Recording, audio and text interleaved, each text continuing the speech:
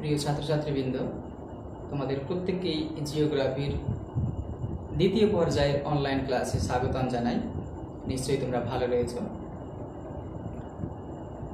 তোমাদের বিশেষত এই অনলাইন ক্লাসে পড়ানো হবে পশ্চিমবঙ্গ মধ্যশিক্ষা পর্ষদের যে সিলেবাস দেওয়া হয়েছে ওল্ড টেনদের জন্য, সেইটুকু অংশে তোমাদের আগে পড়ানো হবে। দেখো, তোমাদের সামনে আজকে পড়ানো হবে ভারত চ্যাপ্টারের শিল্প বিভাগের প্রথম ভাগ। শিল্পের প্রথম ভাগ নিয়ে আজকে তোমাদের সামনে উপস্থিত।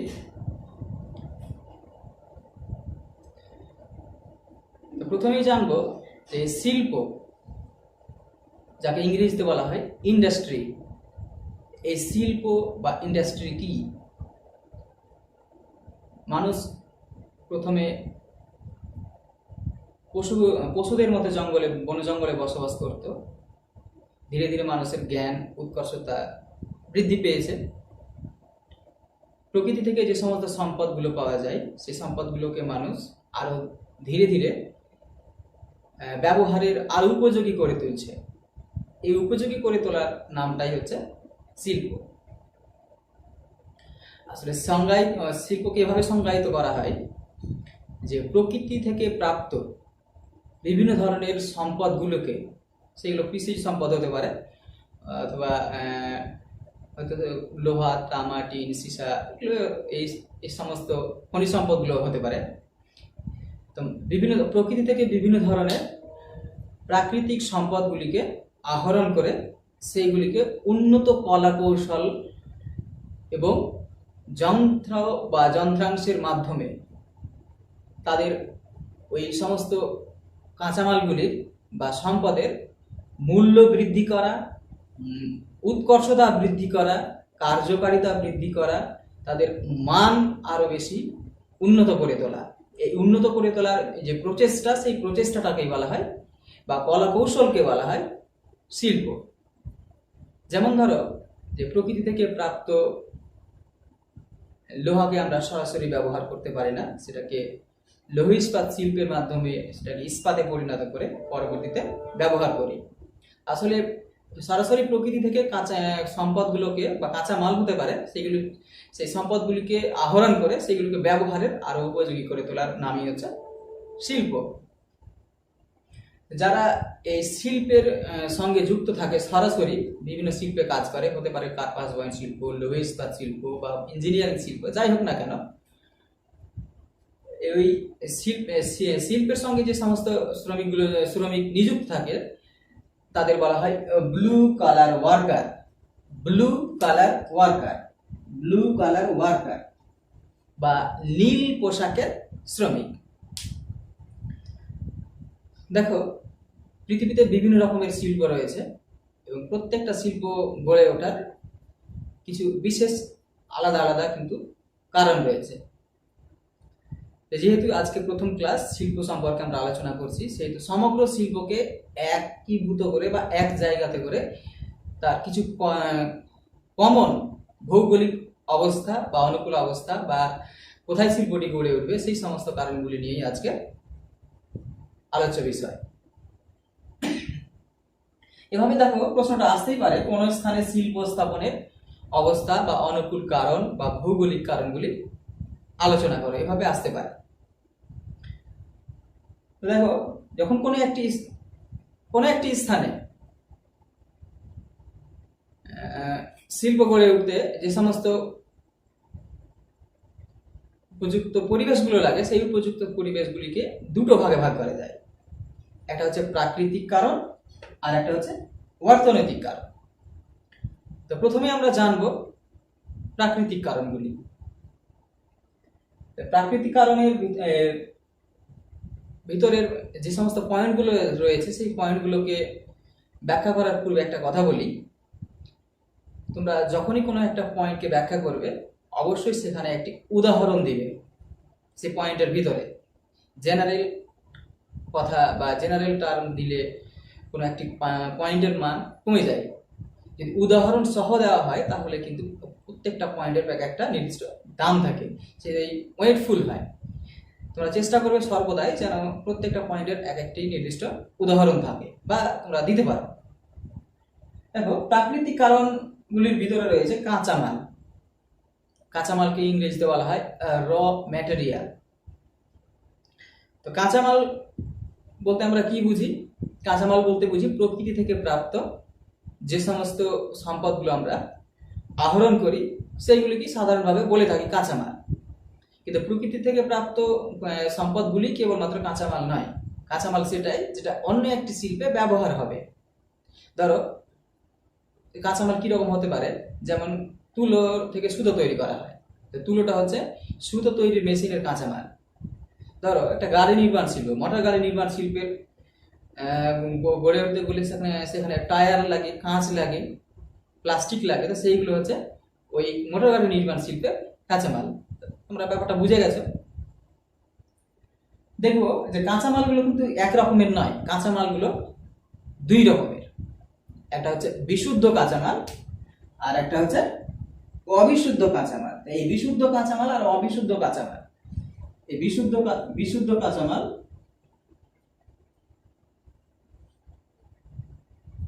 আর একটা হচ্ছে অবিশুদ্ধ কাঁচামাল। এটা কিন্তু 2 মার্কের দুটো পরীক্ষাতে কিন্তু আসতে পারে, যে বিশুদ্ধ কাঁচামাল কাকে বলে আর অবিশুদ্ধ কাঁচামাল কাকে বলে। অবশ্যই যদি পরীক্ষাতে আসে যে বিশুদ্ধ কাঁচামাল কাকে বলে আর অবিশুদ্ধ কাঁচামাল কাকে বলে, দুটো আলাদা প্রশ্ন, তাহলে উদাহরণ সহযোগে অ্যান্সার দিতে হবে। এই বিশুদ্ধ কাঁচামাল আর অবিশুদ্ধ কাঁচামাল বলার আগে আর একটা কথা বলে নিই, তাহলে সেটা দিয়ে পরিষ্কার হবে। ভৌগোলিক ওয়েবার একটি তত্ত্ব দিয়েছেন, শিল্প স্থাপনের তত্ত্ব। তাতে তিনি ব্যবহার করেছেন একটা থিম, যেটা হচ্ছে পণ্য সূচক।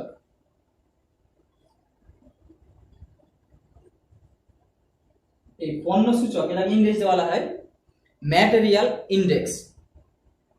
এই ম্যাটেরিয়াল ইন্ডেক্স বা পণ্য সূচক কি? এই পণ্য সূচক 2 মার্কের কিন্তু খুবই ইম্পর্টেন্ট, পরীক্ষাতে আসার জন্য 2 মার্কের খুবই ইম্পর্টেন্ট প্রশ্ন। সংক্ষেপে বুঝো যে এই পণ্য সূচকটা কি। পণ্য সূচক হচ্ছে একটা অনুপাত, যেখানে থাকবে উপরের লবে থাকবে কাঁচামালের ওজন,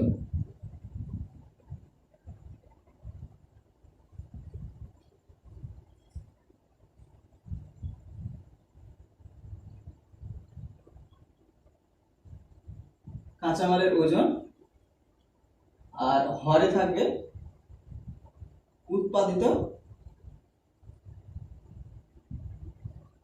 পণ্যের ওজন।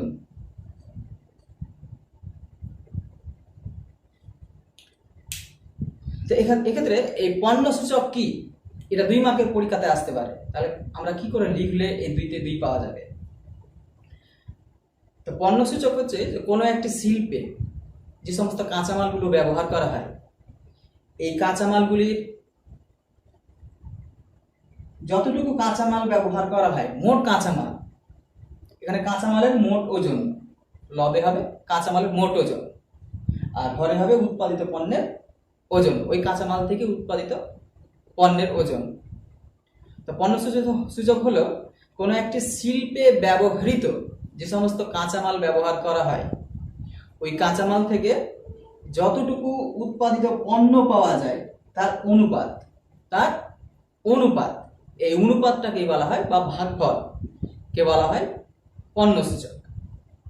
এখানে পণ্য সূচক একটি নির্দিষ্ট মান থাকে। তো এই বিশুদ্ধ কাঁচামালে পণ্য সূচক হবে 1, আর অবিশুদ্ধ কাঁচামালে পণ্য সূচক হবে 1 এর বেশি। এই কথাটি কি? আসলে এই জিনিসগুলো কি? দেখো, কোন একটি শিল্পে, ধরো কার্পাস বয়ন শিল্পে, তুমি যতটা তুলো লাগাবে, যতটা ওই শিল্পে যতটা ওজনের তুলো ব্যবহার করবে, ঠিক ততটা ওজনেরই সুতো তৈরি হয়ে আসবে। তাহলে কাঁচামালের ওজন, ধরো কাঁচামালের ওজন যদি 5 কুইন্টাল হয়, তাহলে উৎপাদিত পণ্য 5 কুইন্টাল হবে। তাহলে এর পণ্য সূচক হবে 1। এইভাবে কোনো একটি শিল্পে যে সমস্ত কাঁচামালগুলো ব্যবহার করা হয়, ওই কাঁচামাল থেকে উৎপাদিত পণ্যের এই পণ্য সূচক যদি 1 হয়, তাহলে সেই কাঁচামালটি হবে বিশুদ্ধ প্রকৃতির কাঁচামাল। যেমন তুলো, পাট, রেশম। যেমন তুলো, পাট, রেশম, এগুলো হচ্ছে বিশুদ্ধ কাঁচামাল। এইগুলি থেকে কোনো রকমের খাদ বাদ যায় না বা ছাঁট বাদ যায় না। বিশুদ্ধ কাঁচামাল কাকে বলে? কোন শিল্পে ব্যবহৃত কাঁচামালের ওজন আর উৎপাদিত পণ্যের ওজন যদি সমান হয় বা তাদের পণ্য সূচক যদি 1 হয়, তাহলে সেটাকে বলা হয় বিশুদ্ধ প্রকৃতির কাঁচামাল। আর বিশুদ্ধ প্রকৃতির কাঁচামালের উদাহরণ হচ্ছে তুলো, পাট, রেশম। আর এই বিশুদ্ধ প্রকৃতির কাঁচামাল নির্ভর শিল্পগুলো পৃথিবীর যে কোনো স্থানে গড়ে উঠতে পারে, বা কাঁচামালের উৎস আর বাজারের কেন্দ্রে যে কোনো স্থানে গড়ে উঠতে পারেন। কারণ যে কাঁচামাল যদি বাজারের নিকটে নিয়ে যায়, তবু যতটা ভাড়া লাগবে, উৎপাদিত পণ্যগুলো নিয়ে গেলেও ঠিক ততটাই ভাড়া লাগবে। তবে এরা সবসময় চেষ্টা করবে যেখানে শ্রমিক রয়েছে বা চাহিদা বা বাজার রয়েছে, সেখানে শিল্প কারখানাগুলো গড়ে তোলার। অবিশুদ্ধ প্রকৃতির কাঁচামাল কাকে বলে? দেখো, যেখানে কাঁচামালের ওজন আর উৎপাদিত পণ্যের ওজন দুটো কিন্তু 1-এর বেশি হয়। যেখানে ধরো কাঁচামালের ওজন বেশি আর উৎপাদিত পণ্য ওজন কমে গেছে, এইরকম অবস্থায় যদি ধরো যে কাঁচামালের ওজন হচ্ছে 10 কুইন্টাল আর উৎপাদিত পণ্যের ওজন হচ্ছে 7 কুইন্টাল, তাহলে পয়েন্ট এটা হবে 1-এর বেশি হয়ে যাবে পণ্য সূচক। তাহলে সেই ধরনের কাঁচামালগুলো হবে অবিশুদ্ধ প্রকৃতির কাঁচামাল। তো অবিশুদ্ধ প্রকৃতির কাঁচামালগুলো কি? যেমন ধরো লোহা, তারপর তামা, এরা হচ্ছে অবিশুদ্ধ প্রকৃতির কাঁচামাল। বিশেষত তোমরা উদাহরণে কিন্তু এই লোহাটা দিয়ে দিবে অবিশুদ্ধ প্রকৃতির কাঁচামালে। যেমন ধরো লোহা প্রকৃতি থেকে যখন খনি থেকে যখন কাঁচা লোহাগুলোকে আহরণ করা হয়, সেইগুলো কিন্তু সরাসরি ব্যবহার করা যায় না। লোহা ইস্পাত শিল্পের মাধ্যমে সেটাকে বিশুদ্ধ করে ইস্পাতে পরিণত করা হয়, তখন সেটা ব্যবহারের উপযোগী হয়ে ওঠে। আর এই উপযোগী করে তোলার জন্য প্রকৃতি থেকে যে কাঁচা লোহাগুলো আহরণ করা হয়, সেটাকে যখন প্রক্রিয়াকরণ করা হয় মেশিনের মাধ্যমে বা শিল্পের মাধ্যমে, তখন কিন্তু তার কিছুটা ছাঁট বাদ চলে যায়, দিয়ে ওজন কমে যায়। তো দেখো, কাঁচামালগুলো যেখানে পাওয়া যাবে সেখানেই কিন্তু শিল্প কারখানাগুলো গড়ে উঠবে। এখানে একটা উদাহরণ দিতে পারো তোমরা, যে ভারতের পশ্চিমাঞ্চলে যেমন মহারাষ্ট্র, গুজরাটে প্রচুর পরিমাণে তুলো উৎপাদিত হয়, সেই জন্য সেখানে কিন্তু কার্পাস বয়ন শিল্প কেন্দ্রগুলো গড়ে উঠেছে। আরো একটা উদাহরণ দিতে পারো, যেমন আমাদের ভারতের খনিজ ভান্ডার বলে ভারতের ছোটনাগপুর মালভূমি অঞ্চলকে, তোমরা সেখানে দিতে পারো যে বিভিন্ন ধরনের খনিজ সম্পদগুলো সেখানে বেশি পাওয়া যায়। লোহা, তামা, কয়লা, টিন, ডলোমাইট, দস্তা ইত্যাদি। তার কারণে কিন্তু ওই ভারতের ছোটনাগপুর অঞ্চলে এখন প্রচুর পরিমাণে শিল্প কারখানা গড়ে উঠছে। তারপরে দ্বিতীয় নম্বরে দেখো জমি একটা বড় ফ্যাক্টর। যে কোনো শিল্প স্থাপন করতে গেলে প্রচুর পরিমাণ জমি লাগে। তোমরা হয়তো নাম শুনেছ সিঙ্গুর আর নন্দীগ্রাম, পশ্চিমবঙ্গের। এই সিঙ্গুর আর নন্দীগ্রামের শিল্প স্থাপনের কথা ছিল টাটা গোষ্ঠীর। সেই জমি নিয়ে কিন্তু রাজনীতি কিছুটা অস্থিরতা শুরু হয়েছে বা হয়েছিল, যেটা এখনো চলছে হয়তো।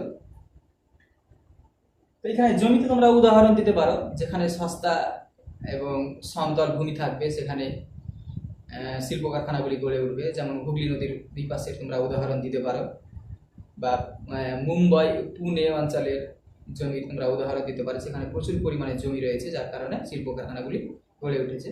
তোমরা হলদিয়ার উদাহরণ দিতে পারো, যে হলদিয়াতে সস্তা জমি পাওয়া যায়, যার কারণে বর্তমানে শিল্প কারখানাগুলি হলদিয়াতে গড়ে উঠছে। এরকম করে উদাহরণ দিতে পারো।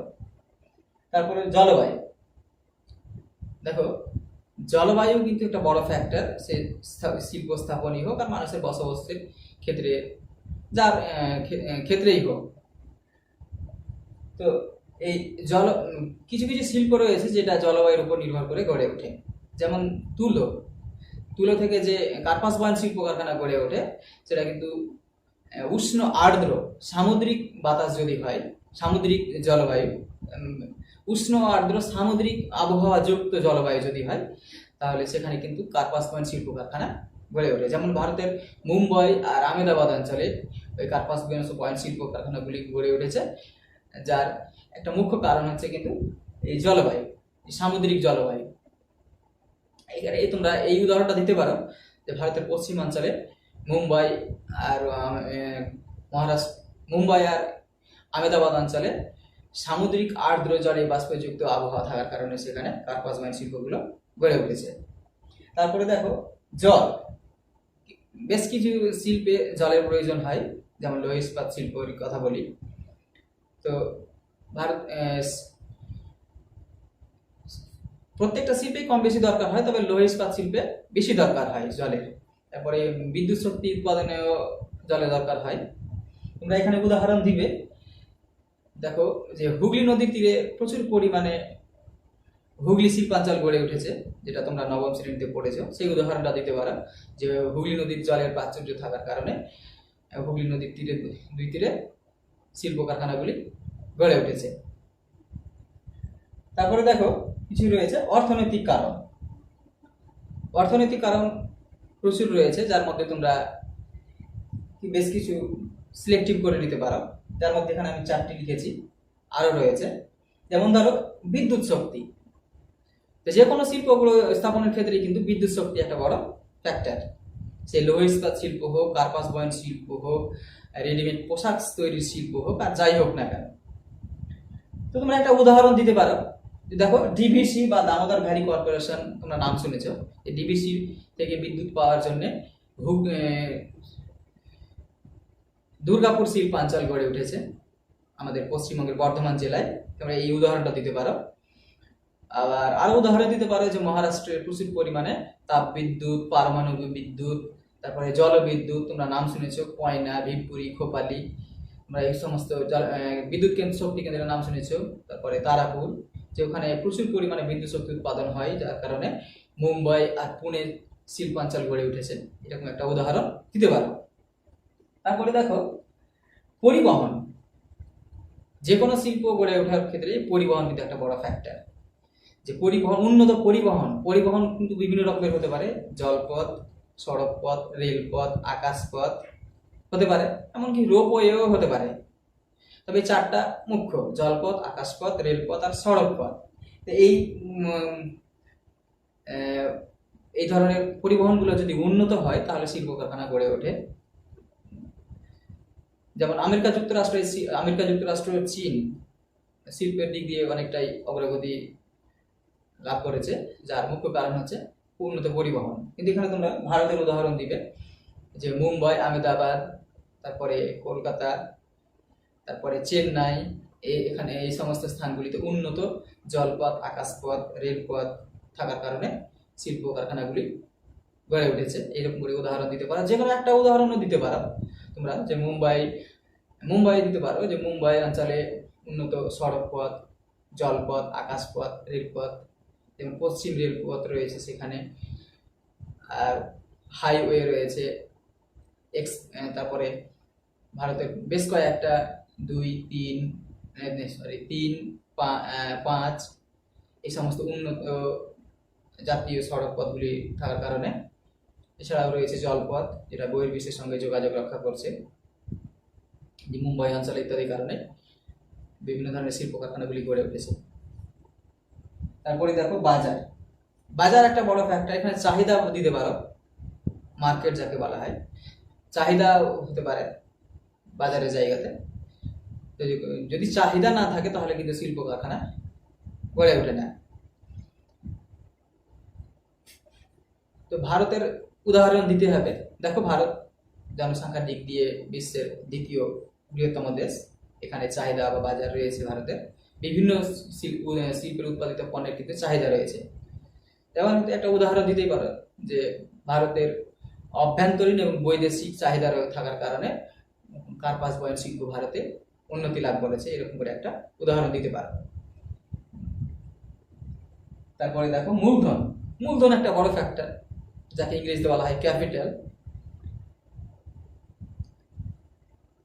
তো ভারতবর্ষের এই যে কোনো একটা শিল্প স্থাপনের ক্ষেত্রে কিন্তু মূলধন একটা বড় ফ্যাক্টর। ভারতবর্ষের শিল্প স্থাপনের ক্ষেত্রে সাহায্য করেছে মূলত পার্সি, তারপরে গুজরাটি, ভুটিয়া, এই সমস্ত উদ্যোগপতি বা জনগোষ্ঠী, তারা এই ভারতের বিশেষত বড় বড় শিল্প স্থাপন করতে সাহায্য করেছে। যেমন তোমরা নাম শুনেছ জামশেদজি টাটার। তিনি 1907 সালে ভারতবর্ষের প্রথম আধুনিক মানের লৌহ ইস্পাত শিল্প কারখানা টিসকো গড়ে তুলেছিলেন, যার হাত ধরেই ভারতবর্ষের শিল্প কারখানা, লৌহ ইস্পাত শিল্প কারখানা কিন্তু এখন ধীরে ধীরে উন্নতি লাভ করছে। আর আরো তোমরা হয়তো নাম শুনেছো জিওর উদ্যোক্তার নাম শুনেছো আম্বানি। এরা কিন্তু গুজরাটি। এরা ভারতবর্ষের বিভিন্ন ধরনের শিল্প গড়ে উঠতে প্রচুর পরিমাণে মূলধন বিনিয়োগ করছে। এই ধরনের উদাহরণগুলো তোমরা দিতে পারো। এভাবে ছোট ছোট পয়েন্টগুলো তোমরা দিবে যে কোনো শিল্প স্থাপন করতে প্রচুর পরিমাণ মূলধন দরকার হয়। ভারতবর্ষের বিভিন্ন ধরনের শিল্পগুলি গড়ে উঠতে এই পার্সি, গুজরাটি, এই সমস্ত উদ্যোক্তাদের ভূমিকা রয়েছে বলে ভারতের শিল্প কারখানা ধীরে ধীরে উন্নতি লাভ করছে। এছাড়াও আরো কিছু রয়েছে, যেমন উন্নত প্রযুক্তিবিদ্যা। এটা একটা বড় ফ্যাক্টর বা বড় কারণ। উন্নত প্রযুক্তিবিদ্যা না থাকলে যে কোনো শিল্প স্থাপন হয় না। যে ভারত ধীরে ধীরে প্রযুক্তির দিক দিয়ে উন্নতি লাভ করছে, যার কারণে ভারতবর্ষের মোটর গাড়ি নির্মাণ শিল্প, তারপরে পারমাণবিক বিদ্যুৎ কেন্দ্র, তারপরে রেল ইঞ্জিন নির্মাণ শিল্প, বিমান পথ নির্মাণ শিল্প কারখানাগুলি ধীরে ধীরে গড়ে উঠছে। আরো কিছু কারণ রয়েছে, রাজনৈতিক কারণ, যেমন রাজনৈতিক অস্থিরতা। রাজনৈতিক অস্থিরতা বলতে বোঝায় যে যখন যে কোনো একটি সরকার শিল্প স্থাপনের ক্ষেত্রে কতটা আগ্রহী তার উপর। এই সময় রাজনৈতিক কারণগুলো তোমরা পরীক্ষাতে হয়তো নাও দিতে পারো, আর এই সমস্ত পয়েন্টগুলো দিতে পারো, বিদ্যুৎ, পরিবহন, বাজার, মূলধন। এছাড়াও ওই প্রযুক্তিগত উৎকর্ষতা বা উন্নত প্রযুক্তিবিদ্যা, এই পয়েন্টগুলো দিতে পারো। তবে অবশ্যই উদাহরণ সহকারে দিবে। শেষে দেখো এখান থেকে কি কি প্রশ্নগুলো হতে পারে। 2 মার্কের একটা প্রশ্ন, যে শিল্প কি। শিল্প কি, এই প্রশ্ন আসার সম্ভাবনা খুবই কম। যদি কি আসে তাহলে সংজ্ঞাটা দিবে, আর এই কথাটি লিখবে যে শিল্পের সঙ্গে নিযুক্ত যে সমস্ত শ্রমিক রয়েছে তাদের বলা হয় ব্লু কালার ওয়ার্কার। তাহলে উত্তরের মানটা বাড়বে। তারপরে বড় প্রশ্ন আসতে পারে, কোন একটি স্থানে শিল্প স্থাপনের কারণগুলো কি। এটা 5 মার্কের, এই প্রশ্নটা 5 মার্কের আসতে পারে। তারপরে এই কাঁচামালগুলিকে কটি ভাগ করা হয়, বিশুদ্ধ কাঁচামাল, অবিশুদ্ধ কাঁচামাল, এটা 2 মার্কের আসতে পারে। অবশ্যই উদাহরণ সহ দিবে, তার পণ্যসূচকও লিখবে সংজ্ঞা লেখার পরে। আর অবিশুদ্ধ কাঁচামাল কাকে বলে তার উদাহরণ লিখবে, এর পণ্যসূচকটাও লিখবে, একের বেশি হয়। এই পণ্যসূচক পরীক্ষাতে 2 মার্কের আসতে পারে। এই সমস্ত পয়েন্টগুলো কিন্তু 2 মার্কের আসতে পারে। এবং একটা প্রশ্ন আসতে পারে যে এই কাঁচামাল কোন একটি শিল্প স্থাপনের ক্ষেত্রে কতটা গুরুত্বপূর্ণ বা এর গুরুত্ব কি, এগুলো আসতে পারে। সেখানে তোমরা কাঁচামালের ব্যাপারে প্রশ্নটার উত্তর যেভাবে বুঝলে ঠিক সেভাবেই লিখবে, কিন্তু এখানে একটু কথাটা অবশ্যই লাগাবে যে বিশুদ্ধ প্রকৃতির কাঁচামাল নির্ভর শিল্পগুলো পৃথিবীর যে কোনো প্রান্তেই গড়ে উঠতে পারে। সেটা কাঁচামালের উৎস আর বাজারের মাঝ বরাবর যে কোনো স্থানে গড়ে উঠতে পারে। এই জন্য এই শিল্পগুলোকে বলা হয়, এই বিশুদ্ধ প্রকৃতির কাঁচামাল নির্ভর শিল্পগুলোকে বলা হয় শিকড় আলগা শিল্প। শিকড়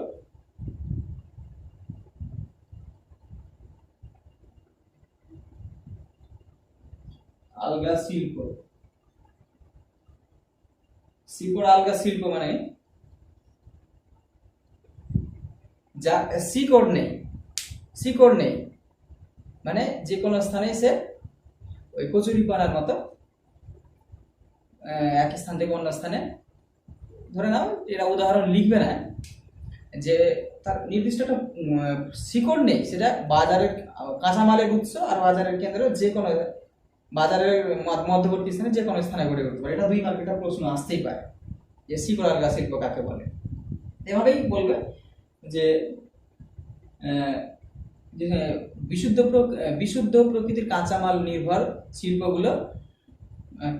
শিল্পগুলো কাঁচামালের কেন্দ্র, কাঁচামাল আর বাজারের কেন্দ্রের যে কোনো এক স্থানে গড়ে উঠতে পারে, তাদের নির্দিষ্ট কোনো স্থান নেই, এই জন্য একে বলা হয় শিকড় আলগা শিল্প। উদাহরণ দিবে কার্পাস বয়ন শিল্প, কার্পাস বয়ন শিল্প। এটা অবশ্যই মনে রাখবে যে কার্পাস বয়ন শিল্প উদাহরণটা কিন্তু এখানে তুলো দিবে না, এখানে দিবে কার্পাস বয়ন শিল্প। আর শিকড় আলগা শিল্প বাদে আর একটা নামে বলা হয় অস্থানু শিল্প, অস্থানু শিল্প বলা হয়, অস্থানু শিল্প বলা হয়। এইগুলো 2 মার্ক করে আসতে পারে। এই অস্থানু শিল্প আর শিকড় আলগা শিল্প একই কথায়। অস্থানু মানে কি, যার কোনো নির্দিষ্ট স্থান নেই। তাহলে এই দুটো সংজ্ঞা কিন্তু প্রায় একই। যে কাঁচামাল নির্ভর শিল্পগুলো বা কাঁচামালের কেন্দ্র, কাঁচামাল নির্ভর শিল্পগুলো এভাবে বললে বিশুদ্ধ প্রকৃতির কাঁচামাল নির্ভর শিল্পগুলো বাজারের কেন্দ্র, কাঁচামালের উৎস আর বাজারের কেন্দ্রের মধ্যবর্তী যে কোনো স্থানে গড়ে উঠতে পারে, তার কোনো নির্দিষ্ট স্থান নেই বলে একে বলা হয় অস্থানু শিল্প বা শিকড় আলগা শিল্প। উদাহরণ দিবে কার্পাস বয়ন শিল্প। যাই হোক, আজকের মতো এই পর্যন্তই। পরবর্তী ক্লাস নিয়ে আবার উপস্থিত হব।